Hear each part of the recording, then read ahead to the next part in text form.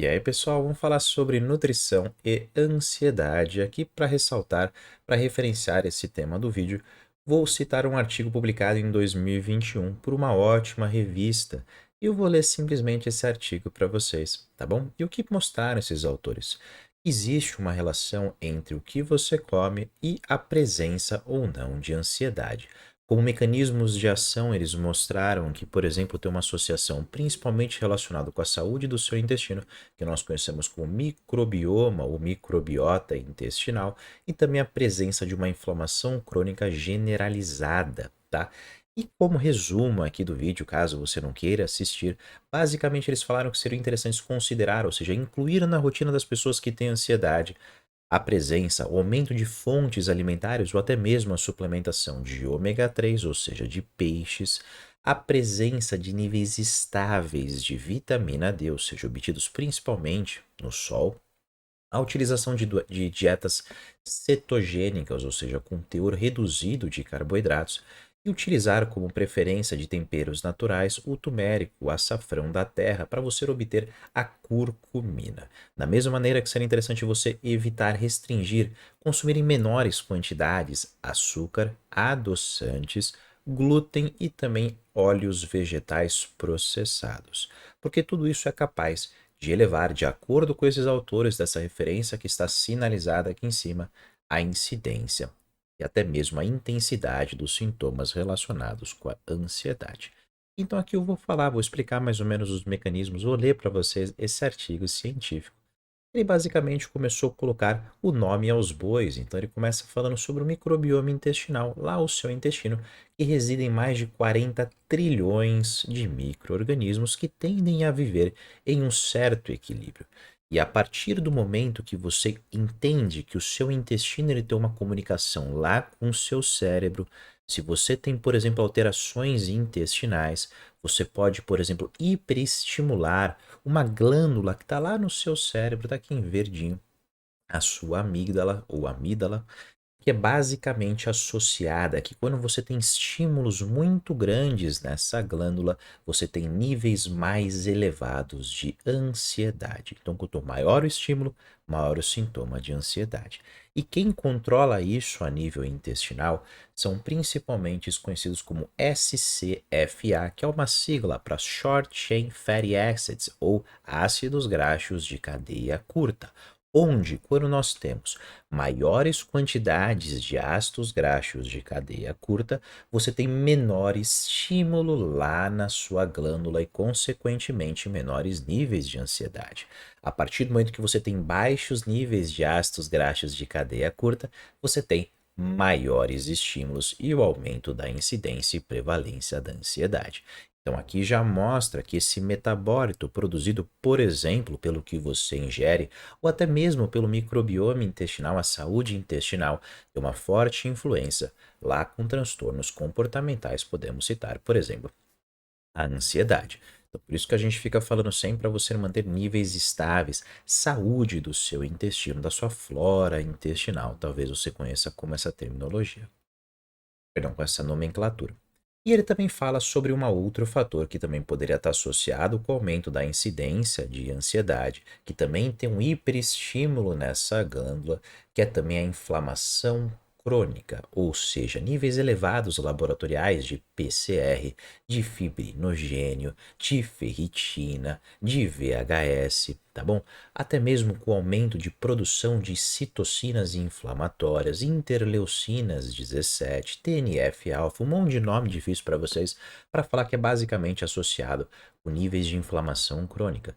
Péssimos hábitos alimentares induzem inflamação crônica. Sobrepeso induz inflamação crônica. E tudo isso é capaz de ficar estimulando, como se ficasse cutucando lá aquela glândula lá no seu cérebro para gerar hiperestímulos e você ter mais ansiedade, mais agitação. Bom, então basicamente para a gente fazer um resumo do que os autores citaram, que a partir do momento que você tem um desequilíbrio na saúde do seu intestino, você pode aumentar a inflamação e a inflamação gera esse hiperestímulo na sua amígdala, difícil falar essa palavra, amígdala, e também consegue aumentar, por exemplo, os sintomas de ansiedade, ou até mesmo a inflamação crônica acontecendo sem alteração a nível intestinal, também poderia causar esse estímulo nessa glândula, tá bom? Então, esses foram os mecanismos de ação mostrados que, como por exemplo, a alimentação até o momento não dita, mas que tem acesso à inflamação e tem acesso ao intestino, conseguem, por exemplo, modular a ansiedade. Então ele começa falando sobre um dos principais vilões, a gente pode chamar alguém como vilão, né? Mas ele fala sobre a presença de açúcar, que o consumo de açúcar extremamente frequente poderia estar associado com como se fosse uma neuroinflamação. E se você tem uma neuroinflamação, você tem hiperestímulo lá naquela sua glândula que vai aumentar os níveis de ansiedade. E essa neuroinflamação acontece porque imagina que ele como se fosse glica, ele deixa mais açucarado, vamos assim dizer, diversas moléculas no seu corpo que o seu corpo não consegue identificar qual é essa molécula e gera essa inflamação. E é um pouco complicado eu falar assim para você, ansioso, para quando você tem ansiedade, você quer tratar ela, para você fazer a retirada de açúcar. E quando você tem crise de ansiedade, normalmente o que você faz? Você vai lá e se entope de chocolate, principalmente aquele chocolate ao leite, que o primeiro ingrediente do alimento é o açúcar, ou seja, o que mais tem nele. Então, basicamente, você está tentando amenizar um sintoma, mas está amplificando a causa. O ideal seria ficar com a retirada ou a restrição, né? Restringir e diminuir as quantidades do consumo de açúcar para evitar essa neuroinflamação. Outro alimento que ele também diz como um vilão que poderia estar associado principalmente com essas alterações nas microvilosidades intestinais e, consequentemente, provocar um desequilíbrio lá no seu intestino, induzindo o aumento de inflamação sistêmica e regulando, então, de uma maneira como se fosse um hiperestímulo lá na sua glândula, induzindo a ansiedade, é a presença de óleos processados vegetais, em especial o óleo de milho e o óleo de soja. Evitar seria uma boa para você auxiliar no manejo dessa doença, tá bom? Outra coisa associada também é relacionado sobre adoçantes artificiais, porque a partir do momento que a pessoa fala assim, não posso comer açúcar, então, de acordo com o artigo mostrado pelo Ciro, então vou partir para alimentos zero, por exemplo, alimentos que não têm açúcar ou têm um açúcar reduzido, e aí partem para alimentos que são riquíssimos, por exemplo, em adoçantes, em especial o aspartame, que, de acordo com os autores, mostrou que tem diversas literaturas associadas com o consumo de aspartame associado com aumento de ansiedade, presente, por exemplo, naqueles suquinhos de fruta em pó, em Trident, em chocolates. Em chocolates também tem, dependendo se for um teor de açúcar mais reduzido para deixar ele mais açucarado, mas na Coca-Cola, na H2O, naquele chá de limão, né? Que a última coisa que tem é realmente a erva, tem muito mais aspartame, é um refrigerante, o nomezinho de chá e por aí vai. Então também evite o consumo de aspartame, porque tem uma associação, uma relação com o aumento de inflamação crônica, tá bom? De acordo com os autores. E outra coisa que ele também fala, que é interessante ressaltar, é que ele recrimina o consumo de glúten. Ele fala que consumir glúten está associado com um aumento, uma overexpression, né? Como se fosse um aumento da produção, da expressão de uma proteína que tem lá no seu intestino que chama zonulina.